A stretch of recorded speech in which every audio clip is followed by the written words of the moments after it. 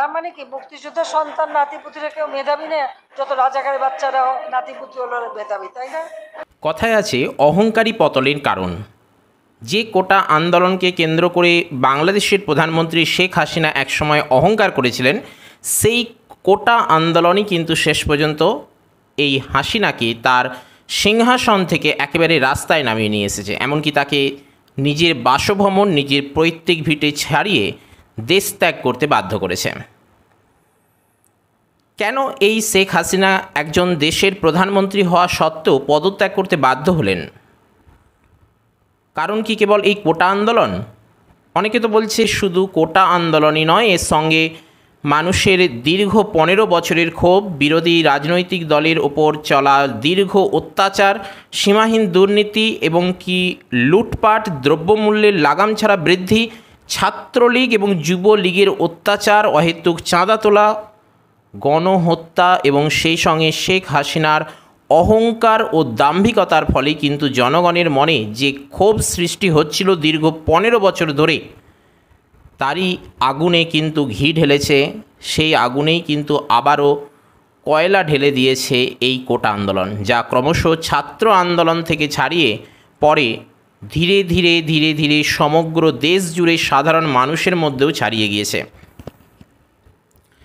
বিভিন্ন কারণকে এই শেখ হাসিনার পতনের জন্য দায়ী করা হচ্ছে, যার মধ্যে রয়েছে ছাত্রদের ওপর গুলি চালানো, বিশেষত এই আন্দোলন চলাকালীন ছাত্রদের ওপর গুলি চালানো, নিরস্ত্র ছাত্রদের ওপর, আন্দোলনকারী ছাত্রদের ওপর রাজপথে দাঁড়িয়ে গুলি চালানো দিনে দুপুরে, ইন্টারনেট সমগ্র দেশ জুড়ে হঠাৎ বন্ধ করে দেওয়া, যার জন্য সাধারণ মানুষের ভয়াবহ চরম ভোগান্তি। সেই সঙ্গে শুধু ইন্টারনেটই নয়, সেই সঙ্গে ফেসবুক, ইউটিউব, হোয়াটসঅ্যাপের মতো নিত্য প্রয়োজনীয় আবশ্যিক পরিষেবাগুলি বন্ধ করে দেওয়া, আন্দোলনে আহত ছাত্রদের ওপর হাসপাতালে গিয়ে ছাত্রলীগ, আওয়ামী লীগের সদস্যদের দ্বারা তাদের ওপর আক্রমণ করা, শেখ হাসিনার নানান কটূক্তি এবং সেই সঙ্গে বিদ্যুৎ পরিষেবা বিচ্ছিন্ন করে দেওয়া, সমগ্র দেশ জুড়ে কারফিউ জারি করা এবং আবু সাঈদের মৃত্যু, যেটা সব থেকে ভয়ঙ্কর আকার ধারণ করেছিল এই আন্দোলনে, করেছিল বললে ভুল হবে, করেছে এই আন্দোলনে। এরকম বিভিন্ন কারণকে কিন্তু বিভিন্ন মানুষ বিভিন্ন রকমভাবে দায়ী করছেন, কিন্তু এইগুলো প্রত্যেকটাই এই আন্দোলনের সঙ্গে ওতপ্রোতভাবে জড়িত। আমরা যদি এই কোটা আন্দোলনটাকে একেবারে শুরু থেকে বর্তমান পরিস্থিতি পর্যন্ত দেখি, তাহলেই কিন্তু আমাদের কাছে শেখ হাসিনার আসল কাজ, শেখ হাসিনার আসল দম্ভ, শেখ হাসিনার পরাজয় এবং কেনই বা তাকে দেশ ত্যাগ করতে হলেও শেষ পর্যন্ত পদত্যাগপত্র রাষ্ট্রপতির কাছে জমা দিয়ে সম্পূর্ণ বিষয়টা কিন্তু আমাদের কাছে অনেকটা ক্লিয়ার হয়ে যাবে। এই আন্দোলন 2024 সালে ভয়াবহ আকার, যেটা বর্তমানে আমরা দেখছি, এই আকার লাভ করলেও এই আন্দোলনের বীজ কিন্তু নিহিত হয়ে গিয়েছিল 1972 সালে, যেখানে 1971-এ বাংলাদেশ প্রথম স্বাধীনতা লাভ করছে পাকিস্তানের কাছ থেকে। তার ঠিক পরের বছরই বঙ্গবন্ধু শেখ মুজিবুর রহমান এই পাকিস্তান থেকে বাংলাদেশকে স্বাধীন করার জন্য যে মুক্তিযোদ্ধারা তাদের আত্মত্যাগ, প্রাণদান করেছেন, শহীদ হয়েছেন, তাদের পরিবারকে চাকরি দেওয়ার জন্য কিন্তু এক কোটা তৈরি করেছিলেন, কোটা সংরক্ষণ নিয়ে এসেছিলেন। কিন্তু ধীরে ধীরে সেই কোটা সংরক্ষণ এমনই মিসইউজ এমনভাবে শুরু হয়, যেটার বিরুদ্ধে কিন্তু ছাত্ররা শেষ পর্যন্ত গর্জে উঠতে বাধ্য হয়েছে। স্বাভাবিকভাবেই এই কোটাকে কিন্তু 1972 সাল থেকে এই সাধারণ মানুষ ক্রমশ মেনে নিতে পারেনি, কেননা এই কোটা ছিল 56% যে কোনো সরকারি চাকরির ক্ষেত্রে, যার মধ্যে মুক্তিযোদ্ধাদের ছিল 30%, নারীদের জন্য ছিল 10%, ক্ষুদ্র জাতির জন্য রয়েছে 5% এবং হ্যান্ডিক্যাপদের জন্য ছিল 5%। অর্থাৎ বাকি যে 44% ছিল সেটা জেনারেলদের জন্য। আর এইখানেই হয়েছে সমস্যা। এই বাকি জেনারেলদের জন্য যে 44% সংরক্ষণ করে রাখা হয়েছে, এই 44%-এর মধ্যে জেনারেল ক্যান্ডিডেট একেবারেই অংশগ্রহণ করতে পারে না। তাই তাদের প্রধান দাবি ছিল মেধার ভিত্তিতে সরকারি চাকরিতে নিয়োগ করা। এমনকি এখানে এই মুক্তিযোদ্ধাদের জন্য যে 30% সংরক্ষণ করা হয়েছে এবং কোটার জন্য যে 56% রাখা হয়েছে, এখানে কিন্তু অযোগ্য প্রার্থীরাই এই চাকরিতে নিযুক্ত হতো। স্বাভাবিকভাবে দেশের ডেভেলপমেন্ট বা দেশের শ্রীবৃদ্ধি ঘটানো কিন্তু একেবারেই অসম্ভব হয়ে পড়েছিল, এবং যে কারণে সাধারণ মানুষকেই এর ভোগান্তি সহ্য করতে হচ্ছিল। আর তারই ভিত্তিতে কিন্তু সাধারণ ছাত্রছাত্রীরা এবার গর্জে উঠেছে। এই বৈষম্যের বিরুদ্ধে প্রতিবাদ শুরু হয়েছে 2018 সালে প্রথম, এবং সেই 2018 সালের জানুয়ারিতে ঢাকা বিশ্ববিদ্যালয় থেকে এর বিরুদ্ধে প্রত্যক্ষভাবে আন্দোলন শুরু করা হয়।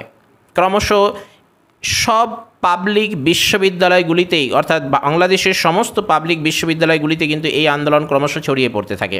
এই মুহূর্তেই মতুয়া চৌধুরী, যিনি কৃষিমন্ত্রী বাংলাদেশের সরকারের, অর্থাৎ আওয়ামী লীগ সরকারের, তিনি সংসদে দাঁড়িয়ে একটা কথা বলে দেন যেটা কিন্তু একেবারেই কটূক্তিমূলক, এবং যেটা কিন্তু ছাত্র আন্দোলনের মধ্যে কিন্তু একেবারে চরম আগুন লাগিয়ে দিয়েছিল।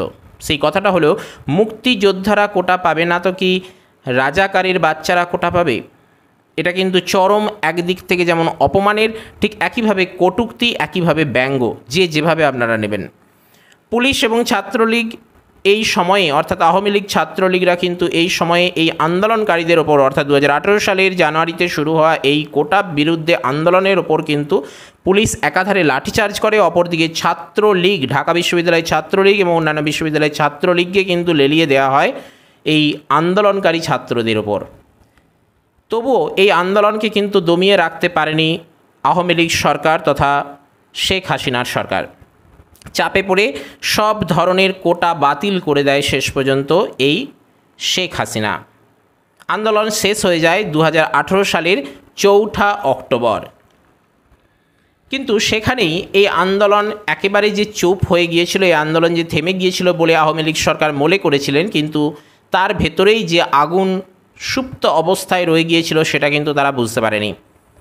তার কারণেই কিন্তু দীর্ঘ 6 বছর পর, অর্থাৎ 2024-এর বর্তমানে পুনরায়, যদিও নির্বাচনে বাংলাদেশে আওয়ামী লীগ সরকার জয়লাভ করে পুনরায় সরকার গঠন করে, তথাপি ইতিমধ্যে সুপ্রিম কোর্ট আবার পুনরায় এই কোটাকে পুনর্বহাল করে। অর্থাৎ 2018 জানুয়ারিতে যে আন্দোলন শুরু হয়েছে কোটার বিরুদ্ধে, কোটা সংরক্ষণের জন্য, তাতে করে শেখ হাসিনা সেই সংরক্ষণের জন্য যে কোটা, সেই কোটা তো সম্পূর্ণটাই তুলে দেয়, করে দিয়ে সাধারণ জেনারেল করে দেয় সমস্ত ব্যাপারটা। কিন্তু তার 6 বছর পরে, অর্থাৎ সাম্প্রতিক 2024-এ সুপ্রিম কোর্ট, অর্থাৎ বাংলাদেশের সুপ্রিম কোর্ট পুনরায় আবার সেই কোটাকে ফিরিয়ে নিয়ে আসে, যেটা আগে ছিল, অর্থাৎ 56%, মুক্তিযোদ্ধাদের জন্য 30%, নারীদের জন্য 5%, ফিজিক্যাল হ্যান্ডিক্যাপদের জন্য 5%, আর ক্ষুদ্র জাতির জন্য 5%। সেটাকেই আবার ফিরিয়ে নিয়ে আসে। স্বাভাবিকভাবে ছাত্ররা কিন্তু এটাকে আর মেনে নিতে পারে না। 2024-এর 14 জুলাই চীন পরবর্তী এক সাংবাদিক সম্মেলনে কোটা আন্দোলনকারীদেরকে রাজাকারদের নাতিপুতি বলে ব্যঙ্গ এবং কটূক্তি করেন। এটা কিন্তু কৃষিমন্ত্রী সংসদে দাঁড়িয়ে কটূক্তি করেছিলেন, সেই কটূক্তি আবারও শেখ হাসিনা করে ফেলেন, যা ভয়াবহ আকার নেয়। এবং সেই দিন রাত্রেই, অর্থাৎ 14 জুলাই 2024 রাত্রেই উত্তাল হয়ে ওঠে সমগ্র দেশ। জঙ্গিনগর বিশ্ববিদ্যালয় এবং ঢাকা বিশ্ববিদ্যালয় সহ সমগ্র বিশ্ববিদ্যালয়ের ছাত্রছাত্রীরা কিন্তু একতা হতে থাকে, এবং এক হয়ে তারা কিন্তু আন্দোলনে নামে। শুরু হয় বিক্ষোভ। সেই সঙ্গে স্লোগান ওঠে, তুমি কে, আমি কে, রাজাকার রাজাকার, কে বলেছে স্বৈরাচার স্বৈরাচার। লক্ষ্য করার বিষয়, এর পরেও কিন্তু আওয়ামী লীগ সরকার থেমে থাকেনি। তারা বারবারই চেয়েছে এই ছাত্র আন্দোলনকে দমিয়ে দিতে, নানান অত্যাচার, নানান নিপীড়ন, নানান আক্রমণের মধ্য দিয়ে। তাদেরকে ইস্যু করে নানান ধরনের ব্যঙ্গোক্তি চলতে থাকে একের পর এক শাসক দলের পক্ষ থেকে, অর্থাৎ আওয়ামী লীগ সরকারের পক্ষ থেকে। শিক্ষার্থীরাও পাল্টা প্রতিরোধ গড়ে তোলেন। এই সময়ে শাসক দল তাদের ওপর নানাভাবে পুলিশ নিপীড়ন চালাতে থাকে। প্রথম দিকে ছাত্রলীগকে লেলিয়ে দেয় আন্দোলনকারীদের ওপর, কিন্তু তাতেও না পেরে গিয়ে শেষ পর্যন্ত পুলিশকে আবারও লাঠি নামিয়ে দেয়। পুলিশ প্রথমে লাঠিচার্জ, তারপরে টিয়ার সেল, এমনকি বুকে ও মাথায় লক্ষ্য করে গুলি চালাতে থাকে দিনে দুপুরে। এই মুহূর্তে ছাত্রনেতা আবু সৈয়দের মৃত্যু সমগ্র ছাত্র আন্দোলনকে আরও 3 গুণ ভয়াবহ করে তোলে। চলে হেলিকপ্টার থেকে ছাত্র আন্দোলনকারীদের ওপর গুলি। আইনি শৃঙ্খলা বাহিনীর নিয়ন্ত্রণের বাইরে চলে যায় ক্রমশ এই বিক্ষোভের পরিস্থিতি। 18 জুলাই মধ্যরাত্রি তখন বন্ধ করে দেওয়া হয় হঠাৎই এই ইন্টারনেট সমগ্র বাংলাদেশ জুড়ে। বলা হয় ডেটা সেন্টারে ছাত্রছাত্রীরা আগুন লাগিয়ে দিয়েছে, অর্থাৎ বিক্ষোভরত ছাত্রছাত্রীরা ডেটা সেন্টারে আগুন লাগিয়ে দেওয়ার কারণেই এই ইন্টারনেট পরিষেবা বন্ধ হয়ে গেছে। কিন্তু আদতেও ব্যাপারটা সেটা নয়। এই রাতের অন্ধকারে ইন্টারনেট পরিষেবা বন্ধ করে দিয়ে তারা চেয়েছিল, অর্থাৎ আওয়ামী লীগ সরকার চেয়েছিল সমগ্র দেশ জুড়ে পুলিশি অত্যাচারকে, এই ঘটনাকে, এই চিত্রকে ইন্টারন্যাশনাল বা আন্তর্জাতিক স্তরে ছড়িয়ে না দিতে, সেটাকে আটকে রাখতে চেয়েছিল। এমনকি রাতে বিদ্যুৎ সংযোগ বন্ধ করে দিয়ে আন্দোলনকারী বা বিক্ষোভকারী ছাত্রছাত্রীদের তুলে নিয়ে যাওয়া হয় পুলিশের গাড়িতে করে। অবশেষে ব্যবসায়ী এবং আন্তর্জাতিক কোম্পানিগুলির চাপে পড়ে গিয়ে এই ইন্টারনেট খুলে দিতে হয় তাদেরকে। 19শে জুলাই, 20শে জুলাই, 21শে জুলাই চলতে থাকে একের পর এক গণহত্যা। শতাধিক নিরস্ত্র ছাত্রছাত্রীদের ওপর, বিক্ষোভরত ছাত্রছাত্রীদের ওপর চালানো হয় গুলি। ডিপির প্রধান হারুন আল রশিদ ছাত্র আন্দোলনের 6 নেতাকে দিয়ে নিরাপত্তার অজুহাতে তাদেরকে কিন্তু প্রথমত আটকে রাখা হয় এবং তারপর তাদেরকে দিয়ে জোর করে একটি লিখিত বক্তব্যের মাধ্যমে পাঠ করানো হয় যে তারা সব ধরনের ছাত্র আন্দোলনকে প্রত্যাহার করে নিচ্ছে। কিন্তু তাদের চিত্র দেখে সমগ্র ছাত্ররা কিন্তু এটা বুঝতে পেরেছিল যে তাদেরকে জোর করে এটি বলিয়ে নেওয়া হচ্ছে। স্বাভাবিকভাবেই এই আন্দোলন কিন্তু থেমে যায় না, বরং আরও বেশি উত্তেজিত হতে থাকে। শেখ হাসিনার ক্ষমা চাওয়া, গণহত্যার বিচার এবং সেই সঙ্গে আরও 9 দফা দাবি চেয়ে আন্দোলনকারী ছাত্ররা আরও বিক্ষোভ প্রদর্শন করতে থাকে। ক্রমশ ছাত্রদের থেকে শুরু করে সাধারণ জনগণ, এমনকি খেলোয়াড়, সেলিব্রিটি সহ এমনকি রাস্তার রিক্সাওয়ালারাও কিন্তু এই আন্দোলনে নেমে আসেন। 6 জনকে ছেড়ে দিতে বাধ্য হয় সরকার। গণহত্যার বিচারের আশ্বাস এবং 31শে জুলাই রাষ্ট্রীয় শোক পালিত হয় সহিংসতায় নিহতদের স্মরণে রেখে। কিন্তু তাতেও ছাত্রদেরকে দমানো যায়নি। তাদের আদর্শ, তাদের ক্ষোভকে কিন্তু কোনোভাবেই টলানো যায়নি। নিহতদের স্মরণে শোক দিবস পালনের দিন কালোর পরিবর্তে লাল রং ধারণ করে বিক্ষোভরত ছাত্ররা। 3 আগস্ট বিকেলে প্রায় 4 লক্ষ লোক জমায়েত হতে থাকে কেন্দ্রীয় শহীদ মিনার প্রাঙ্গণে। শেখ হাসিনা শিক্ষার্থীদের সঙ্গে আলাপচারিতা এবং আলোচনায় বসার প্রস্তাব দিতে থাকে বারবার। তিনি এও জানান যে তাদের এই ভবন কিন্তু ছাত্রছাত্রীদের জন্য সর্বদাই খোলা রয়েছে, কিন্তু ছাত্ররা শেখ হাসিনাকে তখন অটোমেটিক ত্যাগ করেছে। শেখ হাসিনার প্রতি তাদের বিশ্বাস কিন্তু তারা হারিয়ে ফেলেছে। স্বাভাবিকভাবে শেখ হাসিনার এই অজুহাত, এই আশ্বাস কিন্তু তাদেরকে আর কোনোভাবেই নর্মাল করতে পারছে না। 3 আগস্ট কুমিল্লা, উত্তরা, মুন্সিগঞ্জ, ঢাকা সহ বেশ কিছু অঞ্চলে, বেশ কিছু জায়গায় পুলিশ ও ছাত্রলীগ হামলা চালায় বিক্ষোভরত ছাত্রদের ওপর। অর্থাৎ একের পর এক, একদিকে শেখ হাসিনা, একদিকে আওয়ামী লীগ সরকার ছাত্রদেরকে আশ্বস্ত করছে, তাদের সঙ্গে আলাপ আলোচনার মধ্য দিয়ে সমস্যা মেটাতে চাইছে, আবার কখনো পুলিশকে দিয়ে তাদের ওপর, ছাত্রলীগকে দিয়ে, আওয়ামী লীগ ছাত্রলীগকে দিয়েও তারা কিন্তু ছাত্রদের ওপর, নিরস্ত্র বিক্ষোভকারী ছাত্রদের ওপর হামলা চালাচ্ছে। আবার অপরদিকে আওয়ামী লীগ সরকারের বিভিন্ন নেতানেত্রীরা কিন্তু এই আন্দোলনরত নিরস্ত্র ছাত্রদেরকে নিয়ে নানান কটূক্তি, ব্যঙ্গোক্তিও করতে ছাড়েনি। আওয়ামী লীগ সরকার নির্দেশ দেন যে দেশের প্রতিটি ওয়ার্ডে প্রতিরোধ গড়ে তুলতে হবে এই ছাত্রদেরকে দমন করার জন্য।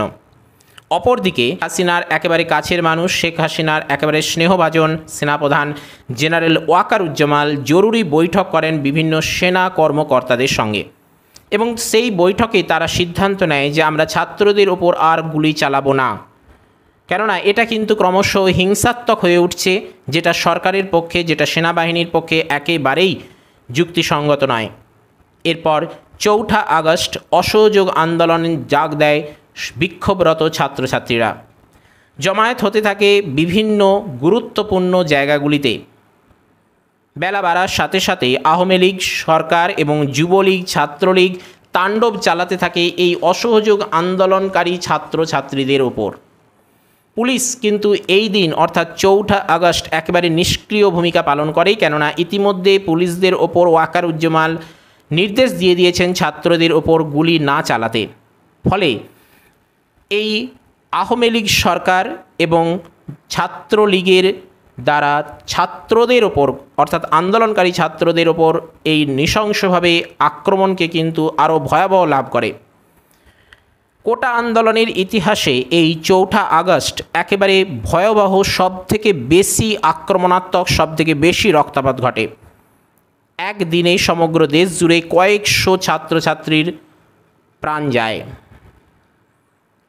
সেনারা সাধারণ ছাত্রছাত্রীদেরকে আক্রমণ করার পরিবর্তে দেখা যায় তাদেরকে রক্ষা করতে সিদ্ধান্ত হয় যে তারা আর ছাত্রদের ওপর আক্রমণাত্মক ভূমিকা নেবে না, বরং তাদেরকে সাহায্য করবে। সেই সঙ্গে সিদ্ধান্ত হয় পরের দিন অর্থাৎ আগামীকাল 5ই August long march to Dhaka অনুষ্ঠিত হবে।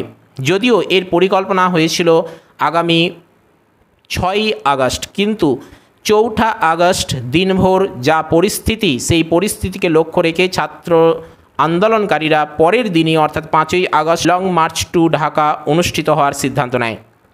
যদি সরকার আবারও ইন্টারনেট বন্ধ করে দেয় তবুও আমাদের এই লং মার্চ চলতেই থাকবে, এমনই সিদ্ধান্ত তারা নেয়। সারা দেশের সাধারণ জনগণকে সেই সঙ্গে তাদের আন্দোলনে অংশগ্রহণেরও তারা আহ্বান জানায়। 5ই আগস্ট সকালবেলা ঢাকা শহরটি একেবারে থমথমে পরিবেশ সকালে, কিন্তু বেলা বাড়ার সাথে সাথেই বেলা যখন 11টা ঠিক তখনই ক্রমশ জনসমুদ্র আসতে থাকে এই ঢাকার বঙ্গভবন এবং গণভবনের উদ্দেশ্যে। প্রায় 4 থেকে 5 লক্ষ লোক এগোতে থাকে এই বঙ্গভবন ও গণভবনের উদ্দেশ্যে। অপরদিকে ঠিক সেই সময়ে শেখ হাসিনা 5ই আগস্ট সকাল 10টায় 3 বাহিনীর প্রধানকে নিয়ে বৈঠক করেন। তিনি এই 3 বাহিনীকে আরও বেশি করে প্রতিরোধ করার জন্য কঠোর হওয়ার নির্দেশ দেন, কিন্তু অপরদিকে সেনাপ্রধান ওয়াকারুজ্জামান জানান তাদের পক্ষে আর এই বিক্ষোভকে কন্ট্রোল করা সম্ভব নয়, কেননা পরিস্থিতি তাদের একেবারে হাতের বাইরে চলে গেছে। আর পুলিশদেরও এই কঠোরতা বেশিক্ষণ ধরে রাখা মোটেই ঠিক নয়। যে কোনো মূল্যেই কিন্তু শেখ হাসিনা এই সময়ে অর্থাৎ 5ই আগস্ট সকাল 10টা বাজে তখনও কিন্তু তিনি যে কোনো মূল্যেই নিজের ক্ষমতাকে ধরে রাখতে চেয়েছিলেন। অবশেষে ওয়াকারুজ্জামান অর্থাৎ সেনাপ্রধান, যিনি ছিলেন শেখ হাসিনার অত্যন্ত বিশ্বাসভাজন প্রিয়পাত্র, তারই পরামর্শে তারই নির্দেশে তিনি কিন্তু পদত্যাগ করতে বাধ্য হন। যদিও তিনি প্রথমত এই পদত্যাগ করতে মোটেই রাজি ছিলেন না, শেষ পর্যন্ত শেখ হাসিনার বোন শেখ রেহানা এবং তার পুত্র জয়কে নানাভাবে রাজি করিয়ে শেখ রেহানাকে এমনকি তার পাশের রুমে নিয়ে গিয়ে বুঝিয়ে তার দিদিকে রাজি করানো হয়, অর্থাৎ শেখ হাসিনাকে রাজি করানো হয়। অপরদিকে জয় অর্থাৎ শেখ হাসিনার পুত্র, যিনি বর্তমানেও লন্ডনে অবস্থিত বা লন্ডনে বসবাস করছেন, তাকেও কিন্তু ফোন করে তার মাকে রাজি করানো হয়। শেষ পর্যন্ত গণভবন থেকে 2টি লাগেজ নিয়ে হেলিকপ্টারে তেজগাঁও এয়ারপোর্ট থেকে বঙ্গভবনে রাষ্ট্রপতির কাছে পদত্যাগপত্র জমা দিয়ে পুনরায় তিনি আবারও বিমানবন্দরে অর্থাৎ তেজগাঁও বিমানবন্দরে চলে যান এবং সেখান থেকে সেনাবাহিনীর পণ্য পরিবহন বিমানে যেটাতে তার লাগেজ বহন করা হয় অর্থাৎ সেনাবাহিনীর লাগেজ বহন করা হয়, সেই বিমানেই কিন্তু তড়িঘড়ি দেশ ছাড়ে পালিয়ে যেতে তিনি বাধ্য হন। দুপুর 2টোয় সেনাপ্রধান ওয়াকারুজ্জামানের ভাষণের কথা থাকলেও সেই অনুষ্ঠান বাতিল করা হয়। তবে 2টোর পর সময় এগোতে থাকতে এবং তারপরেই কিন্তু প্রকাশ হয় শেখ হাসিনা পদত্যাগ করে দেশ ত্যাগ করেছেন। স্বাভাবিকভাবে বিক্ষোভরত আন্দোলনরত ছাত্রছাত্রীদের মধ্যে, শিক্ষার্থীদের মধ্যে কিন্তু সকল স্তরের মানুষের মধ্যে উৎসব আনন্দ সৃষ্টি হয়ে যায়। ঢাকার রাজভবনে আনন্দরত ছাত্রদের উচ্ছ্বাস ফেটে পড়ে। গণভবন থেকে শেখ হাসিনার ব্যবহার করা জিনিসপত্র নিয়ে যেতে থাকে বিক্ষোভরত সাধারণ মানুষ। তবে সেই রাতের মধ্যেই কিন্তু সেই 80% জিনিসপত্রই কিন্তু আবারও গণভবনে ফিরিয়ে দেওয়া হয়েছিল বলে সূত্রের খবর। বেলা 5ই আগস্ট বেলা 3:30 সেনাপ্রধান ওয়াকারুজ্জামান জানান পদত্যাগ করেছেন বাংলাদেশের প্রধানমন্ত্রী শেখ হাসিনা এবং সেই সঙ্গে তিনি কিন্তু দেশ ত্যাগও করেছেন। একই সঙ্গে তিনি ঘোষণা করেন বাংলাদেশের সর্বদলীয় জাতীয় সরকার অন্তর্বর্তীকালীন গঠন করা হবে এবং সেই সরকারের অধীনেই কিন্তু আবারও নির্বাচন হবে সমগ্র বাংলাদেশ জুড়ে।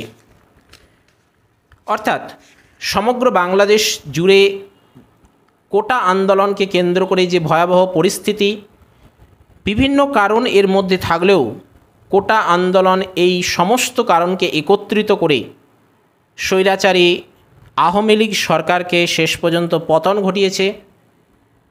প্রধানমন্ত্রী শেখ হাসিনার দম্ভ অহংকারের পতন ঘটিয়ে তাকে দেশছাড়া করেছে এবং নতুন সরকার গঠন করতে চলেছে।